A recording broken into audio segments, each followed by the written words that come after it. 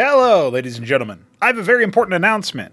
On the weekend of the 29th and the 30th of March, the final few days of the month, we will be doing a tournament. Having a tournament, that's right. And Raenarill and BladehollowRWL might actually be there. Just saying. Just saying. So we're going to cast these two players. This will be a little bit more of a, not really a beginner game, but just, I guess, like not tip-top, class 1, or class 2 type play, right? We're talking players who are a little bit, I would say, evenly matched, probably. It was tough for me to pick a favorite for this one, but I think Raenarill's just been around a little bit longer, so gonna favor him. He's been playing tons of FFAs, tons of, team games and that sort of thing. Always around for a good weekend war, that lad. And, of course, BladeHollow is also pretty much the same kind of guy, though he doesn't mind a good 1v1. We've seen him play against This Is Jimmy. I think maybe he's featured in a cast before as well, but it might have been a free-for-all. And it looks like Raenarill will be going for Bio. His Stockade is on the way. In Cosmonarchy, you don't actually need to go, barracks equivalent into Fulcrum, which is our factory equivalent. You can just go straight Fulcrum if you want to go to a mech-sided game. But Mavericks are pretty good. That's our Marine equivalent. So very, very solid there, and I know Raenarill is a fan. Gateway on the way for BladeHollow, meanwhile. And yeah, I just wanted to throw out there a little bit of an announcement that we do have the March Invitational on the way. I invited the whole server, so technically it is an invitational, even though it's open sign-up. So the way it works is if you hop into our Discord server, or I will leave a sign-up sheet link in the description box if you, for whatever reason, don't want to hop into our server, though I do recommend it for organizational purposes. Plus, you get to, play with the homies, play with the frauds, that sort of thing. A bit of a worker collision course here, but they sort themselves out eventually, as the second Stockade is on the way with a Maverick already here. Looks like Raenarill might be thinking about an anchor in the early stages of the game, try to get himself a good garrison. Pre-stims and is going to go ahead and try to heckle the scribe. Not really too much information going to be here. He sees the second Maverick, I guess. That's pretty much it. Not a bad stim there. In Cosmonarchy, you can even use the Mason to repair that stim damage. So that might be something we see Raenarill do. Very rarely do you see repair on Bio, but it can happen. It is a thing. A couple of production structures up for both players pretty soon, as this gateway is going to finish for Blade. His first combat unit will be a Hierophant. Very powerful unit. As you can see, it's going to tag enemies, and when it hits them 5 times, the slow overlay that gets placed upon them turns into a red one, and they have less attack speed. Plus, when they die, they increase the attack speed of your allies. So certainly a unit with a lot going on, but definitely a good sort of support. I guess you could call it like an enchanting type unit, There's support in the way of, keeping your durability up in the way that you have Ecclesiasts. And then there's support in the case of improving your damage and reducing the enemy. So the anchor finishes. A couple Mavericks can go in there. We have a star pad coming. Raenarill might be thinking of some kind of cheeky drop.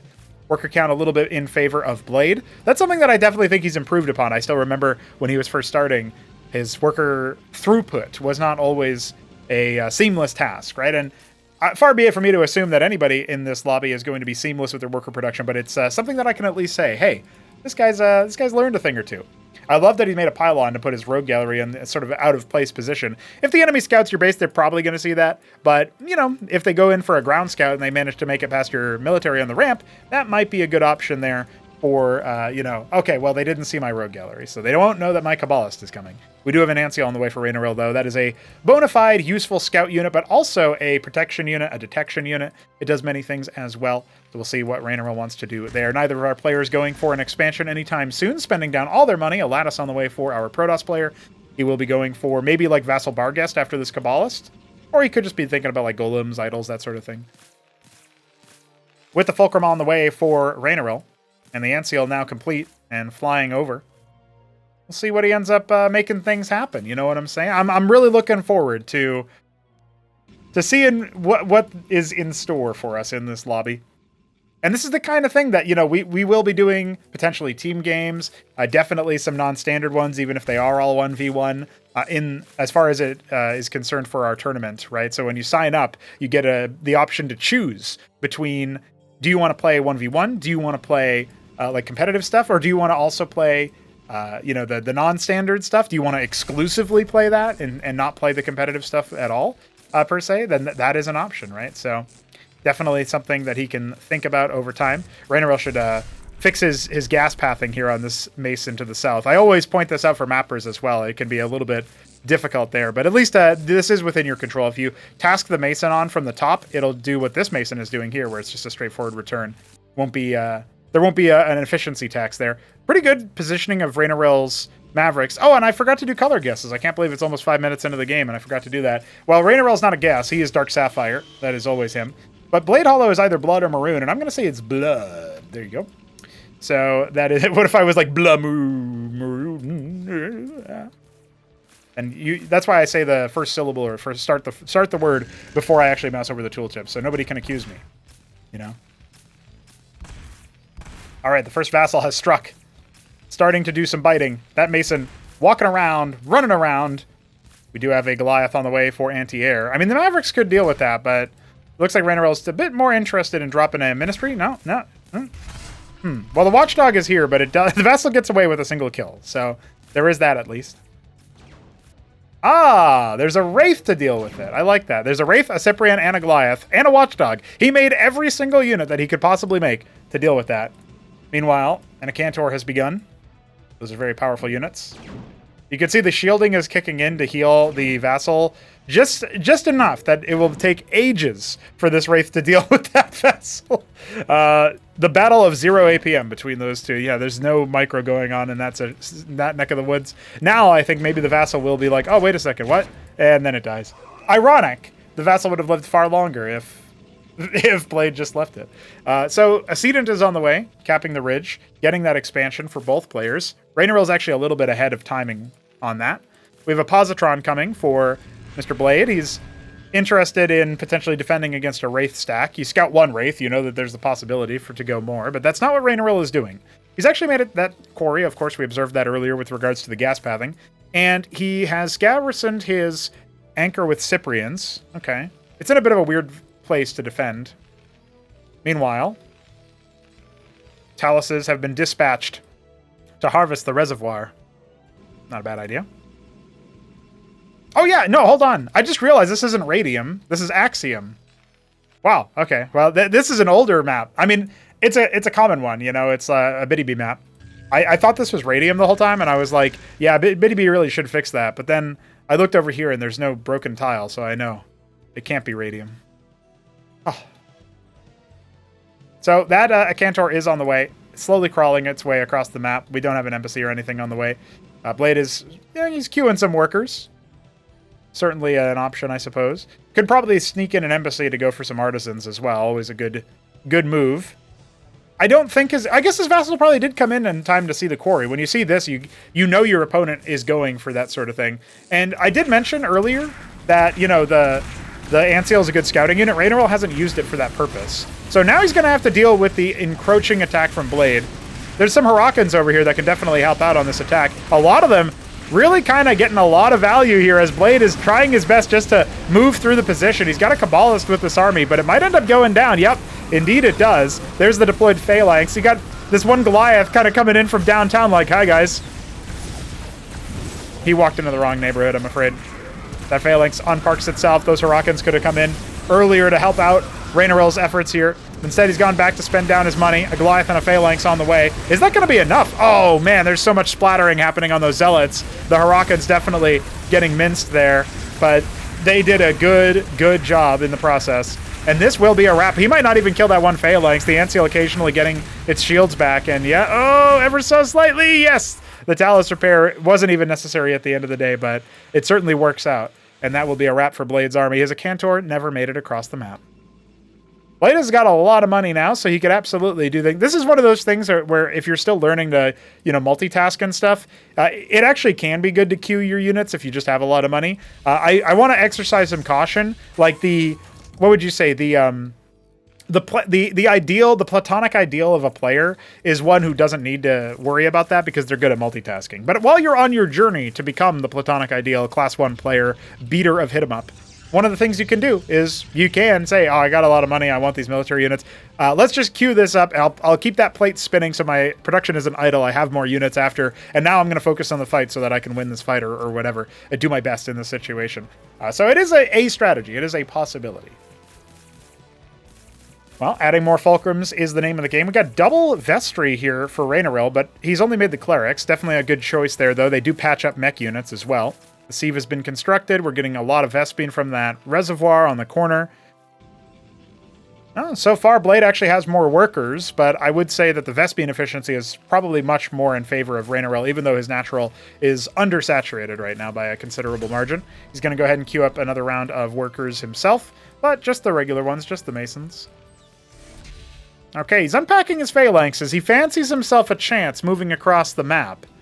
Will it go better than what Blade's attack is? I'm going to say no. There's actually no more Harakans here, right? He's got the 2, but the Harakan count he would need to deal with this many Zealots, as well as, of course, the Idols, the Cantors, and Vagrants as the backline, it's going to be pretty steep. So I feel like this is definitely going to swing in Blade's favor if these armies clash on a relatively even sort of battleground. But positioning can be very, very key. Third base on the way for Blade. Nothing like that in sight for Raenarill. He's got a lot of gas in the bank, so I think maybe he's thinking about going to tier 2 here. He spends down a little bit more resources there, but yeah, he's got like, he almost has tier 3 gas, but he doesn't have tier 2 yet. And he only just hit tier 2 minerals. So in terms of the resource costs of those structures, right? He's going to take a stab towards the 9 o'clock position and maybe see if he can pressure the third base. I think if you park phalanxes out here, you can siege down the Nexus, but you would need like, scouting with the Ant Seal or something, right? Which he does have with his army. If you wanted to take that kind of technical position, be a little bit tactical about his placement, that would be an option. Still no tier 2 for him. He spent down all his money on Goliaths again. He's got so much Vespene. Man could just make like 10 stockades and go for the Eidolon spam, you know, all those covenants.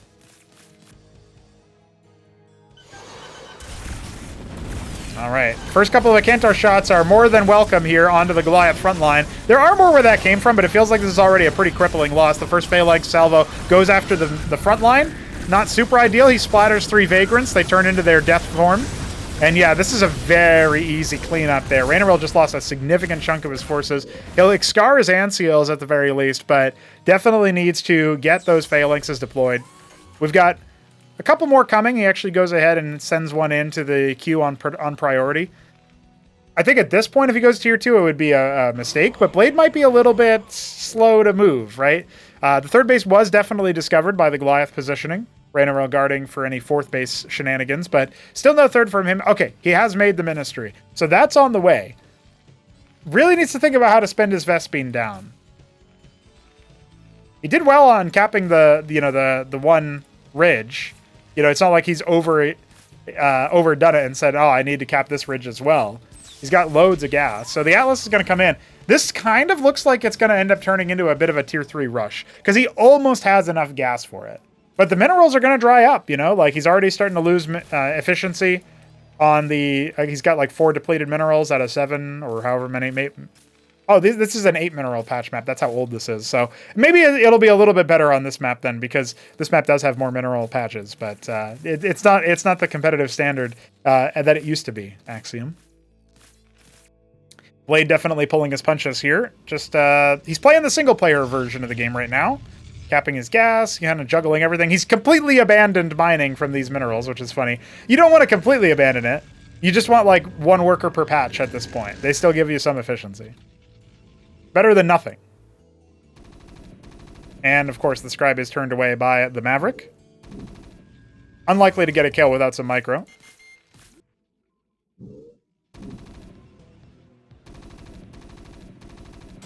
And there you go. That's a wrap for that Maverick. So the fourth base will be kind of telegraphed there. Raenarill did pan the camera over. Atlas is complete. Gas for tier 3 has been ticked off. Has been reached, but not the minerals. So what's he going to do? Does he think he's got enough time? Okay, he's going to go a single starport. You know, the starport is not a bad shout because you do spend your gas down building, you know, Azazels and Seraphs to a different degree. And, of course, the third base lands at the 12 o'clock position, so Raenarill might be able to get some value there. It is very open. You know what I'm saying? Like, it's very open to many attacks, many angles. I think maybe the Radium one feels even more so, but that's mostly because this passageway, it doesn't require you to go up and down and up off to the left-hand side, so it feels easier to make that move without worrying that your opponent is just going to camp the ramp. A lot of workers waiting for this base to come in. Again, Blade could be saturating a little bit in his main base. Mind Tyrant on the way for him. The Mind Tyrant was reworked recently. I hope to see it used in some fashion in this video, but also I definitely want to see people put it through its paces in general. Second starport on the way. I'm so used to saying starpad. Don't worry, starport is coming back. He's actually adding quite a few of them. Is he going to go Gorgons? All right, all right. That's an option. Once the enemy gets their air out, it does feel like maybe the Mind Tyrant takes a little bit of time to get enough of a defender's sort of position. Now, what is he going to tether himself to? That's the question. The new Mind Tyrant declares a malefactor, kind of like a champion of sorts, but for evil purposes, right? Profane purposes. A profane champion of the Mind Tyrant. And so, where's he going to go with that? What's he going to do with that? That is the question. More phalanxes, sentinels over here as well. The turtle is real for Raenarill. Of course, his base over here is entirely naked, so if Blade decides to check that, he will just get a free economic advantage there. He hasn't saturated his 9 o'clock, but he'll get there eventually, I'm sure. Nothing for the Mind Tyrant just yet. Does he know what it... Okay, he goes after the Acantor. Interesting. So there is going to be a champion Acantor. It will speed it up. So that's one thing. And damage dealt to it will be dealt instead to the Mind Tyrant's energy. So, first, you know, it's kind of like a localized Anseal. There are so many phalanxes, though.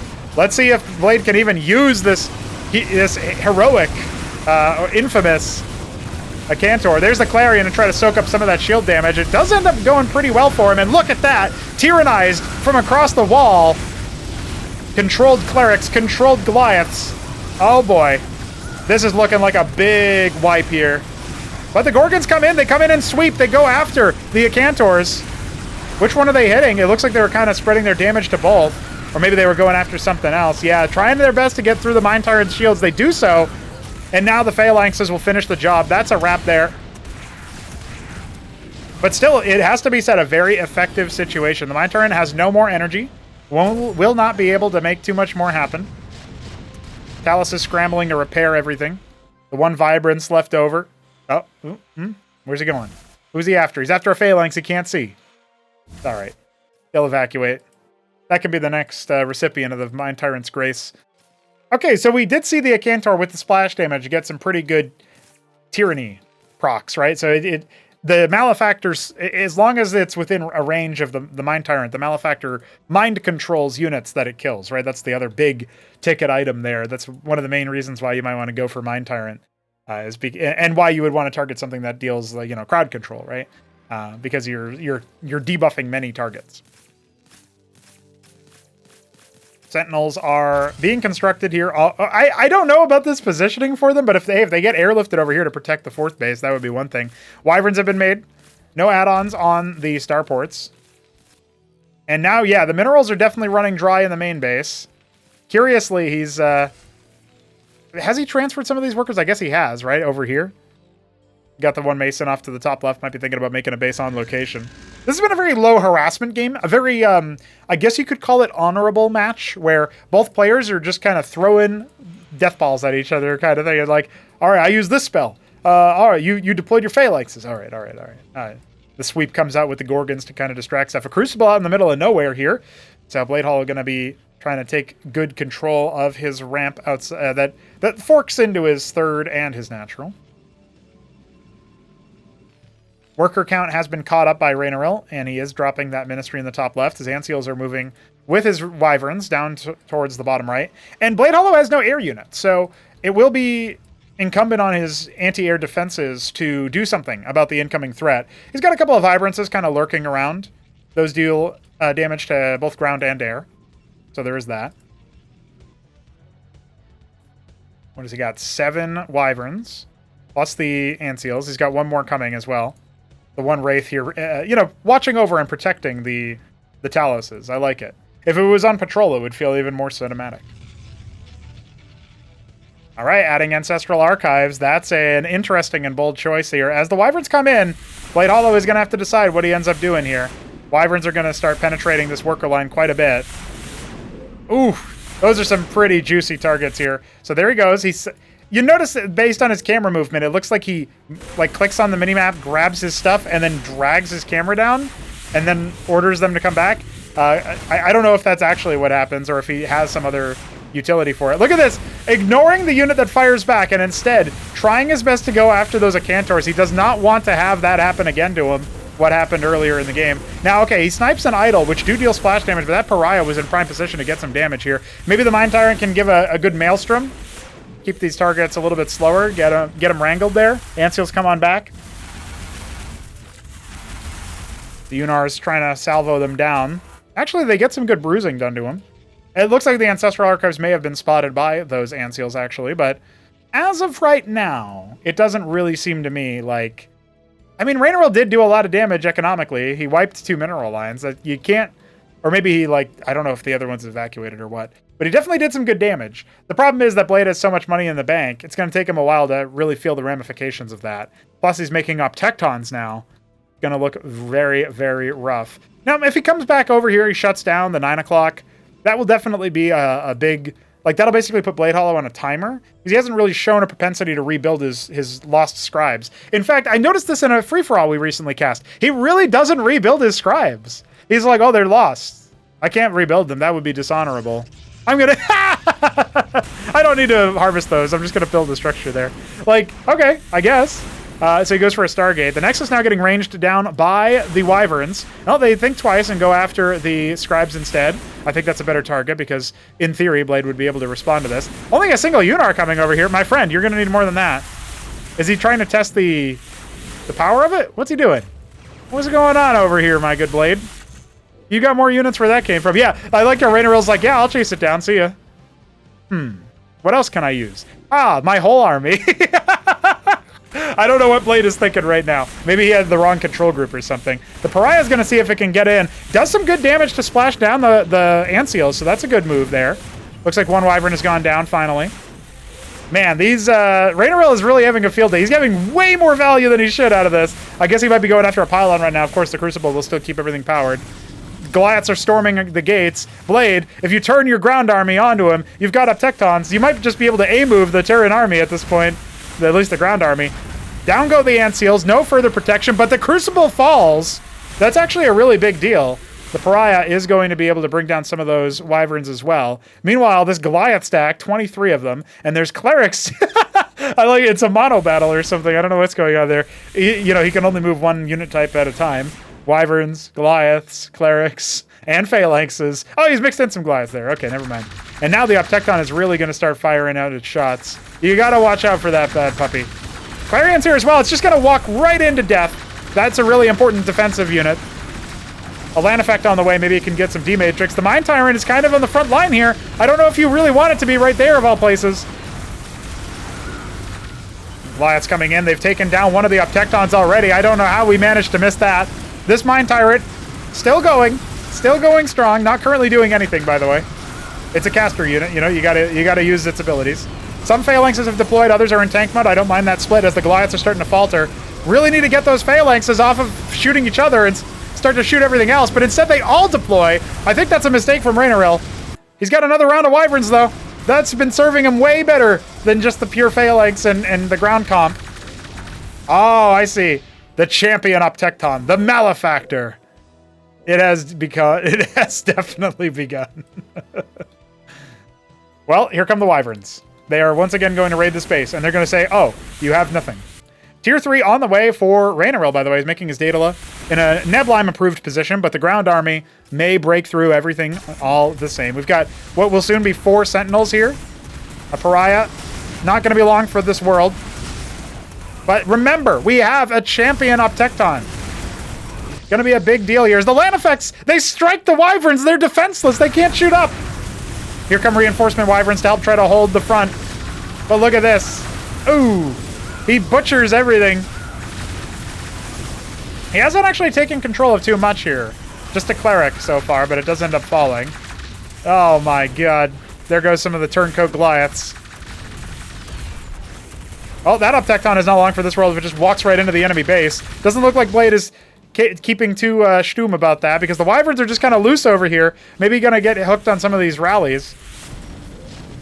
It's utter chaos. Uptectons are walking directly into the Terran base. Blade might be kind of falling apart at the seams here, but he's still got a pretty scary push. 4 more Wyverns on the way. Where's the anti-air here? It's just the Unar couple of vibrances. Oh, if the Mind Tyrant walks too far away, yeah, it's no longer empowering the Optecton. Okay, there we go. So next couple of shots, it wasn't going to end up doing too much. Oh, the perfect timing of the land effects. They disrupt the Wyverns. He's microing his sweet little heart out. He doesn't realize he can just kind of leave them unstopped. More of them on the way. That's all of his anti-air. It's just the it's the idols, the charlatan. Hold on. Well, Raenarill's making a lot more army, and the Wyverns are continued. They're going to take down the Stargate. They're going to be laughing at that spinning Draken, and he's very much upset at this fate. The Optecton trying its best, seeing what else it can turn over. He's stolen some Masons. That's the trick. He doesn't build, you know, his own scribes back. He steals your workers. But right now they're just sacrificial lambs, right? And they are going to be brought down, it looks like. He's going to go ahead and try to disable the Watchdogs, but there's two more where that came from. That is over for the land effect, and the Mind Tyrant having a hard time keeping up with its Optecton malefactor. The base is being eaten alive by the Wyverns very slowly. Birds of prey. Raenarill getting his tier 3 going. His Atlas is about to fall, but there's more Wyverns where that came from. More Wyverns to defend the home front. The Atlas may fall, but he did not shrug. And now, I don't know, man. It doesn't look like there's really that much to deal with the air threat. We got more Wyverns refocusing their assault. The Unar goes down. He's making a ministry. I don't know if he's going to be able to hold off, though. Will that be spotted? There's another round of Zealots and an Optecton over there. He's got nothing out of his Ancestrals. He's got one Architect, a couple of scattershot units here and there, trying his best to disrupt this Wyvern attack, but his units are dying on the rally. And the Wyverns are finally breaking through the Mind Tyrant. The Talos repairing the Phalanx, preventing a mind control. Not that it would be too impactful. The Ministry's up! The Ministry is alive. He needs to get out of dodge. He needs to lift that bad boy up. Doesn't matter. He still has money in the bank. How has he even been mining? Okay, he's still mining at his third base. One of his stolen Masons is over here as well. The Mind Tyrant just kind of observing. At least I had some sort of victory here. Vagrants, maybe. No, not going to be able to kill that Wyvern. Oh, he's going to make a couple of Asilians. That's not a bad shout here, but the Crucible might go down before it's ready. That Positron needs to do something. There we go. That Positron should be able to break down a couple of these. Oh my god, it deals 1 damage. Never mind. Buff Positron. Look! Look, it killed 2 Wyverns. It's good, I swear. Unfortunately, the Ministry will take double damage because it is a tyrannized unit. And the Mind Tyrant finally goes down. There have been some interesting things happening in this match. Oh, there you go. That's more like it. That's much better damage. I think it's safe to say, with dilettantes on the field, and many more Wyverns descending upon Bladehollow's last structures, it seems like it's a wrap. But we got some very interesting sights in this game. And I hope that this also assists. I mean, I'm sure it helps the players see things about this game and about the matches that they've played and about their own play that they can try to improve upon over time. But also, it should help demystify the game a little bit. Like, it's not like we only have S-tier players in, you know, Brood War Ladder or Grandmasters in StarCraft 2 playing the game. It's great when those kinds of players show up and start playing. But Cosmonarchy has many more skill levels than that. So if you were feeling like a tournament, I can't play in a tournament. I can't even play 1v1. I hope that this video, this replay, this match here that we have seen has taught you otherwise. Blade is making Archons, but the rest of his structures are unpowered and now dead. I guess, you know, he could make just pure Archon for a little bit. They don't cost that much Vespene. This one Architect is going to move across the map. It will be killed by Wyverns, I fear.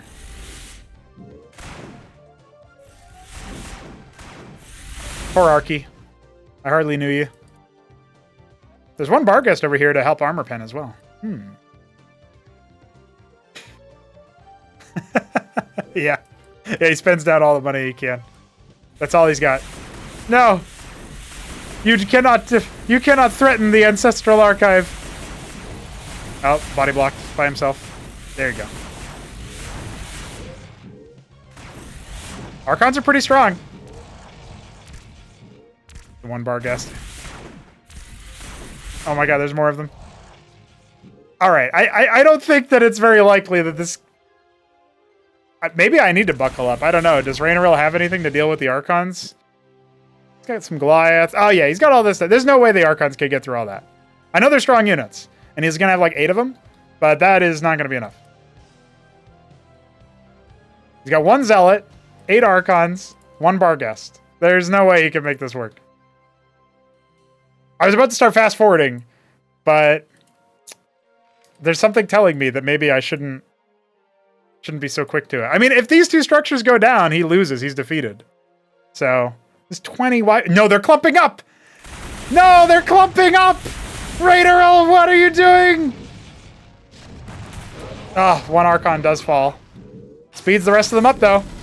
Gets them right into the face of all these Goliaths. Yeah, okay. All right. Phew! Thank goodness. I was really concerned for a moment there. I was really concerned that the Archons were just going to kill all the Wyverns and Raenarill was going to get routed.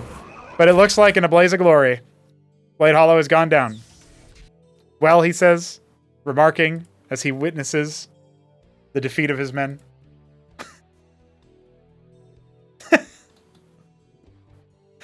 Yes? Yes, Bladehollow? Shall I speed up? Ah, I should have been paying attention. To what?